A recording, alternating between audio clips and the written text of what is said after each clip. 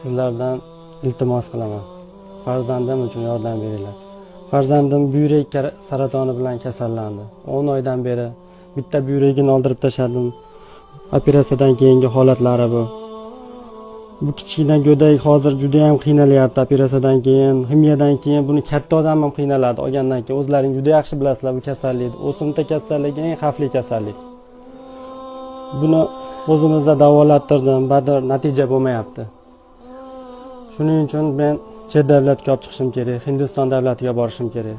U yerda bunga davo topiladi inshaalloh. Allohdan umid qilib so'rayapman. Xudo xohlasa yaxshi bo'lib ketadi. Shuning uchun sizlardan iltimos, yordam berishlaringizni so'rayman. U pulni yig'ish juda ham qiyin bo'lyapti, to'g'risi. O'zimda moddiy tomondan qiynalib qoldim. Bu qizni shu 10 oydan beri davolatib kelaman. Noilojligidan shu ijtimoiy tarmoqqa chiqishga qaror qildim. Otaga bu narsa juda ham og'ir, lekin farzand uchun ota hamma narsaga tayyor bo'lar ekan. O'zlaringni men o'rnimga qo'yib ko'ringlar.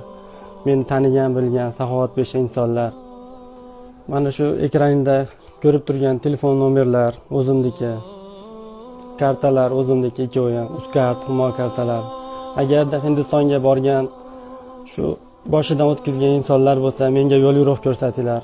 Farzandim uchun qo'llaringizdan kelgancha yordam beringlar.